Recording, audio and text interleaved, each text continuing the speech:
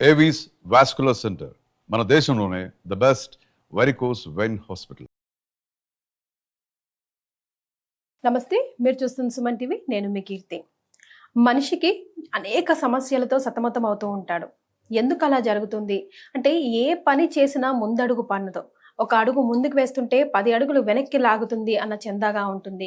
ఇహ కష్టాల గురించి చెప్పనే చెప్పక్కర్లేదు.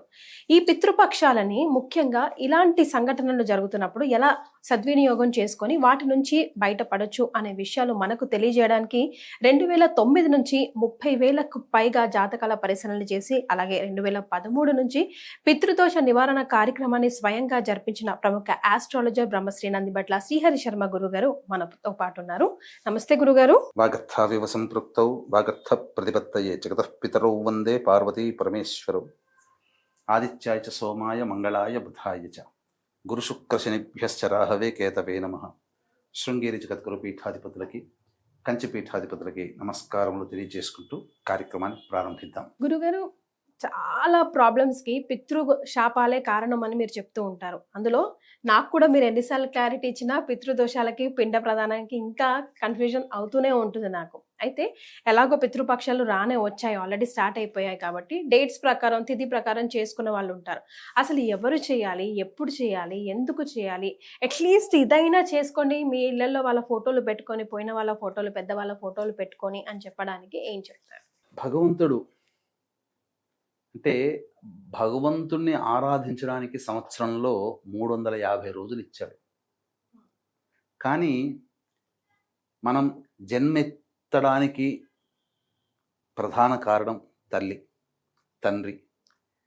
జీవించిన దార్భ్యత, మనకంటూ ఒక పొజిషన్ రావడానికి ఆధారపడి ఆ వ్యక్తి తండ్రి, మనం ఆధారపడతాం. మరి ఎన్ని రుణాలైనా కానీ తీర్చుకోగలుగుతాం, కానీ తల్లిదండ్రుల రుణాలను తీర్చుకోలేమమ్మా. కాబట్టి ప్రధానంగా ఇప్పుడున్నటువంటి సమాజంలో జరుగుతున్నటువంటి మార్పుల గురించి మనం తెలియచేసుకున్నాం. పూర్వం ఒకప్పుడు ఎలా ఉండేదనంటే ధర్మబద్ధమైన జీవితం ఉండేది. పైపెచ్చు ప్రతి వాళ్ళకి కూడా ఈరోజు ఏం తిథి, ఏం నక్షత్రం, ప్రతి వాళ్ళకి నాలెడ్జ్ ఉందమ్మా. తిథివారి నక్షత్రాలు జనరల్ గా ఇప్పుడు మనకు గుర్తున్నట్టుగా ఉన్నాయి. ప్రతి వాళ్ళకు ఉండేది. కాబట్టి నా చిన్నతనం కూడా వినేవాడిని. వేరే ఇతర కులస్తుల్లో కూడా పలానా రోజు మా తాతగారు చనిపోయిన రోజండి, మీరు వచ్చి స్వయం పాకం తీసుకోవాలని మా తాతగారులని, నాన్నగారులని పిలిచి వెళ్ళేవాళ్ళు. అరే ఇంత ఇప్పుడు అనిపిస్తుంది, ఇంత బాగా అలా ఎప్పుడు గుర్తుపెట్టుకుంటే వాళ్ళకి ఆ జ్ఞానం ఉంది. కానీ ఒక 30-40 సంవత్సరాల నుంచి బ్రతకడమే జీవితంగా భావిస్తూ ఈ టెన్షన్ లైఫ్, ఫాస్ట్ లైఫ్లో మర్చిపోయారు ధర్మాలని. ఏమైపోయింది, చనిపోయిన డేట్ను గుర్తుపెట్టుకుని మా నాన్నగారు ఫలానా, మా తాతగారు అక్టోబర్ 10వ తారీఖు నాడు పోయారు కాబట్టి ఆ డేటు ప్రకారం చేస్తున్నా. ఆ అక్టోబర్ 10వ తారీఖు ఒక తిథి ఉంటుంది, ఒక మాసం ఉంటుంది, ఒక పక్షం ఉంటుంది. మళ్ళీ అదే వచ్చే సంవత్సరం అదే మాసము, అదే పక్షము, అదే తిథిలో చెయ్యాలనే ఇది వాళ్ళు మర్చిపోయారు. డేటు గుర్తుపెట్టుకుని బర్త్డే నాడగానే డెత్ డే నాడు అట్లా చేసుకున్నారు. కానీ వీక్షించే ప్రేక్షకులు సాధారణంగా అటువంటి మిస్టేక్స్ చేయకండి. మీ కుటుంబంలో ఎవరైనా మరణించిన అన్నదమ్ములైనా, తోడబుట్టిన వాళ్ళైనా, బావగారులైనా, తోటికోడళ్ళైనా, తల్లిదండ్రులైనా, తాత ముత్తాతలు, ఇలా అందరూ కూడా మీ కుటుంబ సభ్యులు రక్త సంబంధంతో ఉన్నవాళ్లే. వాళ్ళు చనిపోయిన తిథి రోజున పిండ ప్రదానం అనేటువంటిది చెయ్యాలి. ఇది పిండ ప్రదానం ఇప్పుడు చేయట్లేరు చాలామంది గురుగారు. కానీ ఇటువంటి పితృపక్షాలు అనేటువంటివి సాధారణంగా పిండ ప్రదానం చేయడానికి అనువైనటువంటి కాలం. ఇది ఎక్కడి నుంచి వచ్చింది? కర్ణుడి ద్వారా మనకు వచ్చింది. కర్ణుడు మరణించిన తర్వాత అన్ని పైకి వెళ్ళినప్పుడు స్వర్గంలో అన్ని కనబడుతున్నాయి, కానీ భోజనం చేయడానికి అన్న పదార్థాలు కనబడకపోతే ఇంద్రుడిని అడుగుతాడు. అంటే నువ్వు బ్రతికుండగా ఏం దానం చేసావో అదే నీకు కనబడుతుందయ్యా, అన్నదానం చేయలేదు అని అంటారు. అంతేకాకుండా ఆ సమయంలో నీ వంశంలో ఉన్న వాళ్ళు ఎవరు నీకు తిలోదకాలు ఇవ్వట్లేదు అంటే ఆకలి దప్పులు తీరడానికి చనిపోయిన 10వ రోజున తిలోదకాలు వదులుతారు. బంధువులందరూ వచ్చి అందరికీ వదులుతారు. కానీ ఒక్క కర్ణుడికి పాండవులు వీడు మావాడు కాదంటాడు, దుర్యోధన తరపు వాళ్ళు మావాళ్ళు కాదంటారు. ఒక కర్ణుడు మిగిలిపోతాడు. ఆ కర్ణుడికి ఎవరు కూడా తిలోదకాలు ఇవ్వలేరు. అప్పుడు కుంతి వచ్చి చెబుతుంది, కర్ణుడు నా పెద్ద కొడుకు. సినిమాలో చూపించినట్టు యుద్ధంలో కాదు చెప్పింది, తిలోదకాల సమయంలో చెబుతుంది కుంతి. అప్పుడు ధర్మరాజు ఎంత పని చేసావమ్మా, సొంత అన్నని నా చేతులతో చంపుకున్నాను, కాబట్టి ఆడవాళ్ళ నోట్లో నువ్వు గింజంత నాణ్యంత కూడా విషయం దాగదని చెప్పి శాపం ఇస్తాడు. సరే, ఇది ఒకటి. అప్పటి నుంచి ఇంద్రుడి దగ్గర అనుమతి తీసుకొని భూలోకానికి వచ్చి తనివి తీరా సంతోషపడే విధంగా ఈ భూలోకంలో అందరికీ అన్నదానం చేసి వెళ్తారు. అప్పుడు ఇంద్రుణ్ణి ఆ స్వర్గానికి వెళ్ళగానే ఇంద్రుని కోరుకుంటాడు కర్ణుడు, నేను ఈ 15 రోజుల పాటు చేశాను కదా, నేను అనామకుడిగా ఉన్నాను కాబట్టి, తెలిసింది కాబట్టి నేను చేశాను. నాలాగా సాటి మానవులు అలా ఇబ్బంది పడకూడదు కాబట్టి ఎవరైనా కానీ ఈ 15 రోజుల్లో వాళ్ళ కోసం తిలతర్పణాలు, పిండ ప్రదానాలు ఈ రోజుల్లో చేస్తారో వాళ్ళకి ఆకలి దప్పులు లోటు లేకుండా అనుగ్రహించు యమధర్మరాజు అని చెప్పి కోరుకోగానే యమధర్మరాజు అంగీకరిస్తారు. అందుకనే ఆ 15 రోజులు పితృపక్షాలుగా ఏర్పడి ఆనాటి నుంచి చనిపోయినటువంటి వాళ్ళ కోసం ఏర్పాటు అనేటువంటిది జరిగింది. ఇది వీళ్ళకి ఎలా జరుగుతుంది అని అంటే, ఇక్కడ చనిపోయిన తర్వాత, మరణించిన తర్వాత కర్మానుసారము మళ్ళీ జన్మ ఎత్తక తప్పదు. ఏ పక్షిగానో, జంతువుగానో, చెట్టుగానో, పుట్టగానో ఎక్కడైనా కానీ జన్మిస్తారు. మరి వాళ్ళకి ఎలా వెళుతుంది అని అంటే, మన భూలోకానికి 360 రోజులు, 6 నెలలు 6 నెలలు. కానీ పితృలోకంలో మనకు 6 నెలలు ఈజ్వల్ టు వాళ్ళకు ఒక పగలు, మనకు 6 నెలలు ఈజ్వల్ టు ఒక రాత్రి, మనకు సంవత్సరం ఈజ్వల్ టు వాళ్ళకు ఒక రోజు. కాబట్టి మనం సంవత్సరంలో ఒక రోజు పెట్టడం వల్ల వాళ్ళు ఏ జన్మ ఎత్తుతారో ఆ జన్మకి భూలోకంలో కనుక జన్మెత్తితే భూలోకంలో మొత్తం సంవత్సరం పాటు అన్నదానాలకి లోటు లేకుండా జీవిస్తారు. అందుకనే పిండ ప్రదానం చేసే సమయంలో బ్రాహ్మణుడికి వస్త్రదానం కానీ అలాగే అన్ని రకాల దానాలన్నింటినీ చేస్తారు. దీని కారణం ఏంటంటే మంత్రయుక్తంగా చేస్తారు. ఈ కారణం వల్ల ఏమవుతుంది, వాళ్ళకి ఏ జన్మ ఎత్తుతారో వాళ్ళకి ఏ దానం చేస్తారో అది 10 రెట్ల ఫలితంతో వాళ్ళు అక్కడ అనుభవిస్తుంటారు.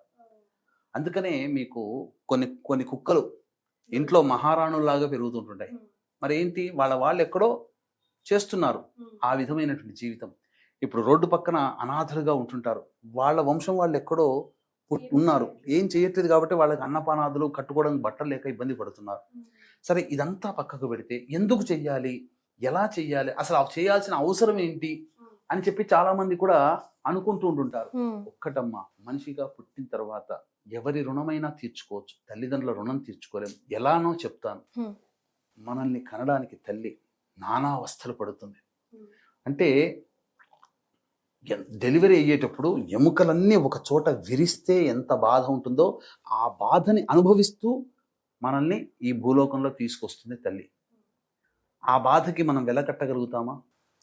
పుట్టిందారకిత ఘాటుగా చెప్పాలంటే, మన టాయిలెట్ వెళ్ళి మన పనులు మనం చేసుకొని రాగలిగినంత ఏజ్ వరకు అసహ్యించుకోకుండా మనకన్ని సేవలు చేస్తుంది. మనం మురికి కాలువల వాసన వస్తేనే ముక్కు మూసుకుంటున్నామే. మన దుర్గంధాన్ని అమ్మ ఎంత భరించింది, ఎన్ని విసుగు లేకుండా చీత్కరించుకోకుండా నా కొడుకు నా బిడ్డ అని చెప్పి మనం చిన్నతనంలో తెలియక మలమూత్రాదులు విసర్జిస్తే చేస్తే భోజనం చేసే టైంకే వెళ్తూ ఉంటారు పిల్లలు. అలా మరి ఆ తల్లి సేవని నువ్వు ఎలా తెచ్చుకోగలుగుతావు, ఎలా కట్టగలుగుతావు? ఆ ప్రేమని తండ్రి ఉన్నాడు, తాను ఎంత కష్టపడుతున్నాడో మనం గమనించాం పిల్లలుగా. ఒక వయసుకు వచ్చిన తర్వాత నాన్న నాకు ఐఫోన్ కావాలి, నాన్న నాకు కంప్యూటర్ కావాలి, నాన్న నాకు బైక్ కావాలి. కష్టపడుతున్నాడా, అప్పు తెస్తున్నాడా, ఏం చేస్తున్నాడా తెలియకుండానే ఆ కొడుకు అన్ని అవసరాలు తీరుస్తున్నాడు కదా. అటువంటి తండ్రి నువ్వు పెరిగి పెద్ద అయిన తర్వాత కోట్లు సంపాదించి ఉన్నప్పటికీ కూడా, అరే నేను నీకు చిన్నప్పుడు అంత డబ్బులు పెట్టాను రా, నాకు ఇప్పుడు రిటైర్మెంట్ అయిపోయాను, నేను అమ్మ బయటికి వెళ్తాను, నాకు 50,000 ఇవ్వరా అని అడుగుతాడా? చాలా అభిమానస్తుడు తండ్రి. పెట్టేవాడే తప్ప తీసుకునేవాడు కాదు. తనకి వచ్చిన పెన్షన్ డబ్బులో తన భార్యకి తనకి ఖర్చులు ఎలా తీసుకుంటాడే తప్ప కొడుకు దగ్గరకు వచ్చి చేయి చాచి అడగడు. అంత అభిమానస్తుడైనటువంటి తండ్రిని వెలకట్టగలుగుతాం ఆ రుణాన్ని.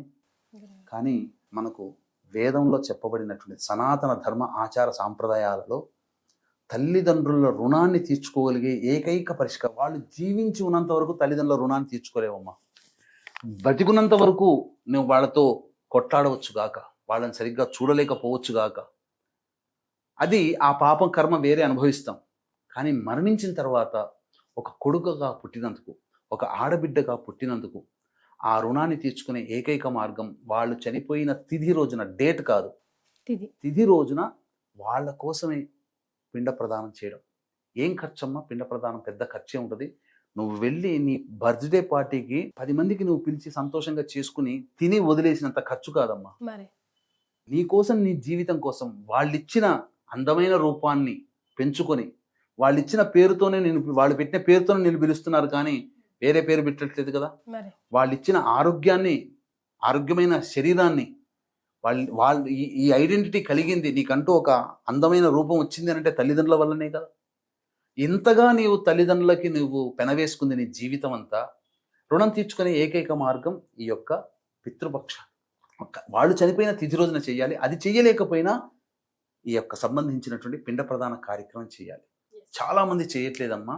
మొక్కుబడిగా స్వయంపాక దానం అని చెప్పి బ్రాహ్మడికి ఇచ్చేటప్పుడు కూడా అనవసరంగా ఇస్తున్నామనే భావంతో చేస్తున్నారు.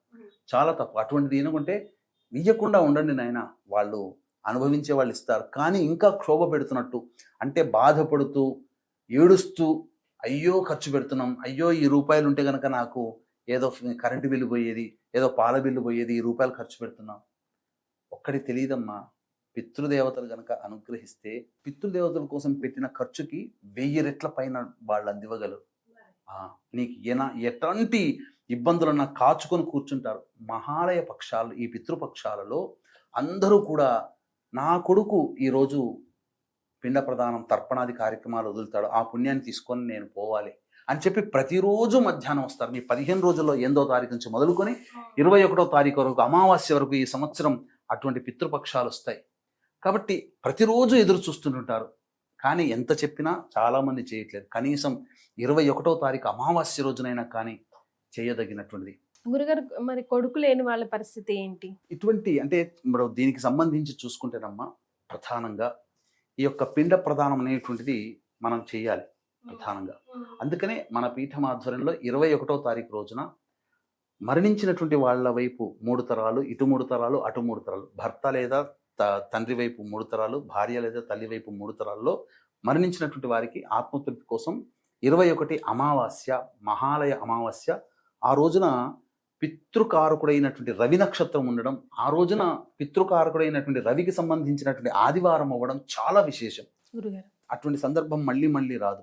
కాబట్టి ఆ రోజున మన పీఠమాధ్వర్యంలో పిండ ప్రదాన కార్యక్రమాలు అనేటివి జరిపించడం జరుగుతుంది. తర్పణాది కార్యక్రమాలు అనేటివి జరిపించడం జరుగుతుంది. అవకాశం ఉంటే కార్యక్రమ తదనంతరం ఆ యొక్క పిండ ప్రదానాలు, తర్పణాది కార్యక్రమాల్లో మీ యొక్క గోత్రనామాలు నమోదు చేసుకోవచ్చు. లేకపోతే నా దగ్గరే చేయించుకోవాలని ఏమేమి లేదమ్మా. దగ్గరలో ఉన్నటువంటి మంచి పండితునింది, ఏం భగవంతుడు శక్తినిచ్చాడు. ఈ రోజుల్లో ఎవరమ్మా బీదవాళ్ళు ఎవరున్నారు? మనం అనుకుంటే పెట్టుకోలేనంత బీదవాళ్ళు లేరు. కటిక దారిద్ర్యాన్ని అనుభవిస్తున్న వాళ్ళు కాదు కదని మనం మాట్లాడేది. అటువంటి వాళ్ళకు కూడా ఒక వెసులుబాటు ఉంది.